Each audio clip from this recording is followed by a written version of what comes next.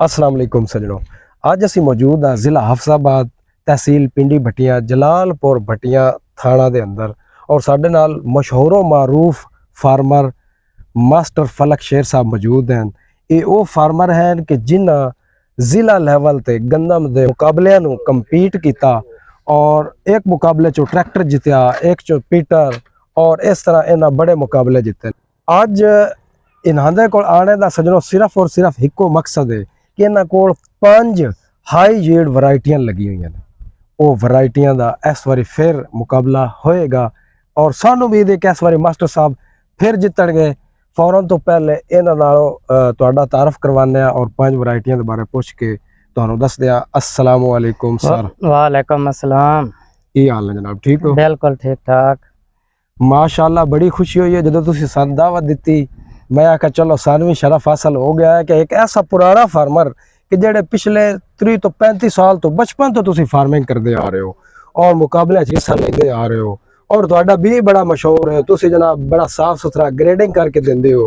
जरा इस बारी यह दसो कि केड़ियां 5 वैरायटियां तुहाडे कोल हाई यील्ड लगी हुई हैं? हाँ, साडी पहली वैरायटी है गंदम 2 और दूसरी 303, 187, 826 और चैंपियन। ये 5 वैरायटियां इस साल ना असी काश कीतियां। माशाअल्लाह। सब तो पहले तुसी यह दसो कि गंदम 2 दियां की खूबियां ने, उहदी पैदावार कितनी, टिलरिंग कितनी और उहदे सिट्टे दाने शाने कितने होंदे ने? हाँ, गंदम 2 असी 2015 तो काश कर रहे हैं और हर साल ही असी इंसाफ कर रहे हैं। इनके टिलर सब तो ज्यादा न। इनका कद भी 3 फुट यानी आम वैरायटी गंदम दी नालों तकरीबन 9 इंच इनका कद छोटा है। इनका सिट्टा बड़ा मोटा है और इनकी सिट्टियां की तादाद बहुत ज्यादा है। खास इनकी खूबी है कि गिरदी भी नहीं। तुसी देख लो बिल्कुल साफ ते क्लीयर वैरायटी है और इनका दाना भी बतन 94 की तरह सुरख बड़ा ही खूबसूरत है। गंदम 2 तुहाडे कोल पिछले कितने सालों तो चलदी आ रही है? ये 2015 तो असी काश कर रहे हैं और हर साल असी इन सफाई दे रहे हैं और इनकी पिछले साल अच्छे मौसम की वजह तो, अच्छी खुराक की वजह तो 86 मन एवरेज आई है। माशाअल्लाह। पिछले मन दी 86 एवरेज है और जेडे पिछले 4-5 सालों तो तुसी इहनू काश करदे आ रहे हो, तुहाडे कोल 86 मन ही सब तो ज्यादा आई है या इस तो ज्यादा? नहीं, 86 मन ही सब तो ज्यादा आई है। आम नॉर्मल जड़ी है ना 72 मन के करीब करीब रही है। माशाअल्लाह जबरदस्त। हाई यील्ड वैरायटियां दे अंदर गंदम 2 दा सजनों शुमार है।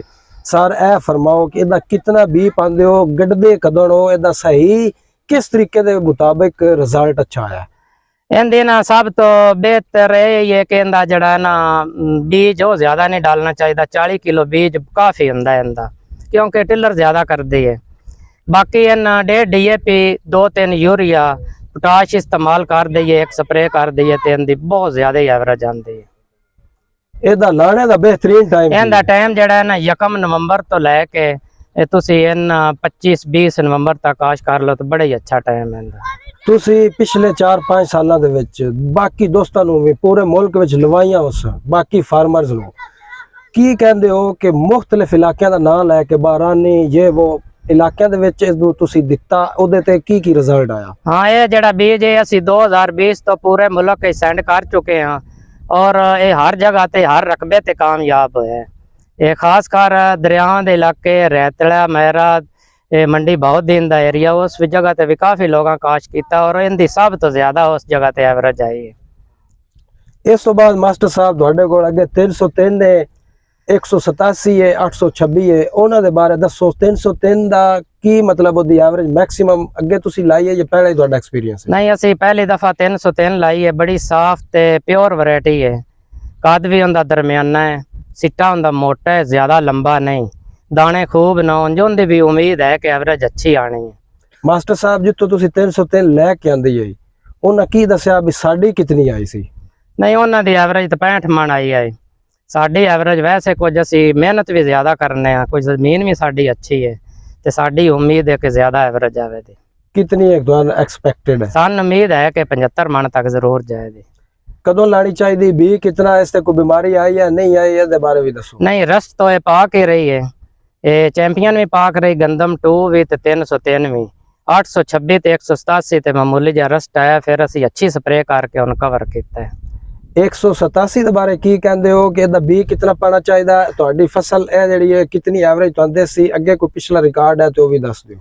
ਇਹ 187 826 ਤੇ 303 ਅਸੀਂ ਪਹਿਲੀ ਦਫਾ ਹੀ ਕਾਸ਼ ਕੀਤੀ ਹੈ ਔਰ ਉਹਨਾਂ ਦਾ ਬੀਜ ਅਸੀਂ ਮਹਿਸੂਸ ਕਰਨੇ ਆ ਕਿ 45 ਕਿਲੋ ਤੋਂ ਜ਼ਿਆਦਾ ਉਹ ਵੀ ਇਸਤੇਮਾਲ ਨਹੀਂ ਕਰਨਾ ਚਾਹੀਦਾ ਕਿਉਂਕਿ ਉਹਨਾਂ ਦੇ ਵੀ ਟਿਲਰ ਖੂਬ ਨੇ 187 ਦੇ ਬਹੁਤ ਜ਼ਿਆਦਾ ਟਿਲਰ ਹੁੰਦੇ ਨੇ ਔਰ ਥੋੜਾ ਜਿਹਾ ਕੱਦ 826 ਤੋਂ ਜ਼ਿਆਦਾ ਹੈ ਤੇ ਉਹਦਾ ਸਿੱਟਾ ਵੀ 12 ਹੈ 87 ਦਾ और 826 ਦੀ ਕੀ ਐਵਰੇਜ ਪਿਛਲੇ ਸਾਲ ਆਈ ਹੈ ਅਗਰ ਕਿਸੇ ਜਗ੍ਹਾ ਤੇ ਲੱਗੀ ਹੋਈ ਸੀ ਜਾਂ ਤੁਹਾਨੂੰ ਕੀ ਮੁਤਵੱਕੇ ਵੀ ਆ ਜਾਏਗੀ ਨਹੀਂ ਉਮੀਦ ਤਾਂ ਹੈ 60 65 ਮਣ ਆਵੇ ਦੀ 70 ਮਣ ਵੀ ਆ ਸਕਦੀ ਹੈ ਕੁਝ ਬੀਜਾਂ ਵਾਲੇ ਵੈਸੇ ਵੀ ਜ਼ਿਆਦਾ ਬੜਾ ਚੜਾ ਕੇ ਐਵਰੇਜ ਦਿੰਦੇ ਨੇ ਸਾਡੇ ਤਜਰਬੇ ਦੇ ਮੁਤਾਬਕ ਅਸੀਂ ਜਿਹੜੀਆਂ ਨਵੀਆਂ ਵੈਰਾਈਟੀਆਂ 2015 ਤੋਂ ਲੈ ਕੇ ਸਾਰੀਆਂ ਕਾਸ਼ ਕੀਤੀਆਂ ਨੇ ਸਾਡੀ ਗੰਦਮ 2 ਤੋਂ ਹਰਦੀਆਂ ਰਹੀਆਂ ਗੰਦਮ 2 ਦੀ ਐਵਰੇਜ ਜ਼ਿਆਦਾ ਹੀ ਆਉਂਦੀ ਰਹੀ ਮਾਸ਼ਾਅੱਲਾ ਗੰਦਮ 2 ਤੁਹਾਡੇ ਕੋਲ ਟਾਪ ਤੇ ਰਹੀ ਹਾਂ ਟਾਪ ਤੇ ਰਹੀ ਚੈਂਪੀਅਨ ਦੇ ਬਾਰੇ ਕੀ ਕਹਿੰਦੇ ਚੈਂਪੀਅਨ ਜਿਹੜੀ ਉਹਦਾ ਕੱਦ ਜ਼ਿਆਦਾ ਹੈ ਸਿੱਟਾ 12 ਹੈ ਅੱਛਾ ਹੈ ਪਿਛਲੇ ਸਾਲ ਚੈਂਪੀਅਨ ਪੰਜਾਬ ਲੈਵਲ ਤੇ ਪੈਦਾਵਾਰੀ ਮੁਕਾਬਲੇ ਦੂਸਰੇ ਨੰਬਰ ਤੇ ਆਈ ਹੈ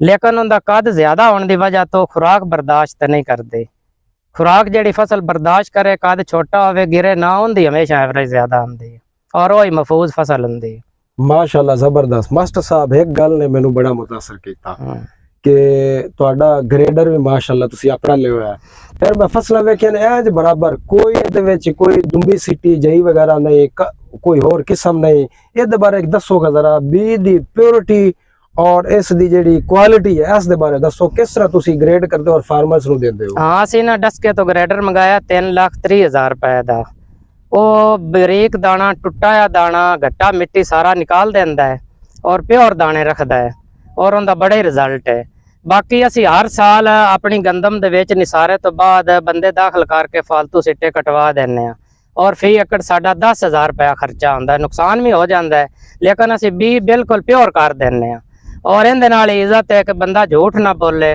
ਸੱਚ ਬੋਲੇ ਤੇ ਮਿਆਰੀ ਚੀਜ਼ ਦੇਵੇ ਔਰ ਸਾਡਾ ਬੀਜ ਹਮੇਸ਼ਾ ਕਟਾਈ ਤੋਂ ਫੌਰਨ ਤੋਂ ਬਾਅਦ ਖਤਮ ਹੋ ਜਾਂਦਾ ਹੈ ਮਾਸ਼ਾਅੱਲਾ ਜ਼ਬਰਦਸਤ ਹੈ ਫੇਸਬੁੱਕ ਖੋਲੋ YouTube ਖੋਲੋ ਹਰ ਪਾਸੇ ਮਾਸਟਰ ਫਲਕ ਸ਼ਹਿਰ ਦੀਆਂ ਧੁੰਮਾਂ ਪਈ ਹੋਈਆਂ ਨੇ ਕਿਉਂ ਨਾ ਹੋਵਨ ਮੈਨੂੰ ਲੱਗਦਾ ਹੈ ਕਿ ਤੁਹਾਡਾ ਕੁਆਲਿਟੀ ਔਰ ਜਿਹੜਾ ਮਿਆਰ ਹੈ ਇਸੇ ਵਜ੍ਹਾ ਤੋਂ ਹੀ ਇਹ ਸਾਰੀਆਂ ਚੀਜ਼ਾਂ ਨੇ ਕੀ ਕਹਿੰਦੇ ਹੋ ਇਸ ਦੇ ਬਾਰੇ ਹਾਂ ਅਸੀਂ ਜਿਹੜੀਆਂ ਪਾਕਿਸਤਾਨੀ ਪੋਸਟਾਂ ਨਾ ਫੇਸਬੁੱਕ ਤੇ WhatsApp ਗਰੁੱਪ ਤੇ ਸਾਡਾ ਦਾਅਵਾ ਹੈ ਕਿ ਪਾਕਿਸਤਾਨ ਸਭ ਤੋਂ ਜ਼ਿਆਦਾ ਪੋਸਟਾਂ ਮੇਰੀਆਂ ਹੁੰਦੀਆਂ ਨੇ ਤਜਰਬੇ ਦੀ ਬਿਨਾ ਤੇ ਮੈਂ ਲਿਖਣਾ ਦੂਸਰੇ ਲੋਕ ਇਨ ਕਾਪੀ ਕਰਕੇ ਅੱਗੇ ਸ਼ੇਅਰ ਕਰਦੇ ਨੇ ਤੇ ਔਰ ਸਾਡਾ ਇਤਨਾ ਮਿਆਰ ਤੇ ਇਤਬਾਰ ਹੈ ਕਿ ਚੌਹਾਂ ਸੂਬਿਆਂ ਸਾਡਾ ਬੀਜ ਜਾਂਦਾ ਹੈ ਲੋਕਾਂ ਸਾਂ ਨਹੀਂ ਵੀ ਦੇਖਿਆ ਤੇ ਆਨਲਾਈਨ ਪੈਸੇ ਭੇਜਦੇ ਨੇ ਅਸੀਂ ਉਹਨਾਂ ਨੂੰ ਬੀਜ ਬਿਲਟੀ ਕਰਵਾ ਦਿੰਦੇ ਹਾਂ ਮਾਸ਼ਾਅੱਲਾ ਜ਼ਬਰਦਸਤ ਹੈ ਅੱਛਾ ਮਾਸਟਰ ਫਲਕ ਸ਼ੇਰ ਸਾਹਿਬ ਤੁਸੀਂ ਕੁਝ ਚੰਦ ਇੱਕ ਐਸੇ ਬੜੇ ਫਾਰਮਰਸ ਮੈਂਸ਼ਨ ਕਰੋ ਕਿ ਜਿਨ੍ਹਾਂ ਨੂੰ ਤੁਸੀਂ ਹੀ ਬੀਜ ਦਿੰਦੇ ਹੋ ਬੜੇ ਅਰਸੇ ਤੋਂ ਤੁਹਾਡੇ ਕੋਲੋਂ ਹੀ ਲੈਂਦੇ ਨੇ ਤੁਹਾਡੇ ਤੇ ਹੀ ਇਤਬਾਰ ਕਰਦੇ ਨੇ ਹਾਂ ਸਾਡੇ ਜ਼ਿਲ੍ਹੇ 'ਚ ਮੀਆਂ ਅਫਜ਼ਲ ਹੁਸੈਨ ਤਾਰੜ ਹੈ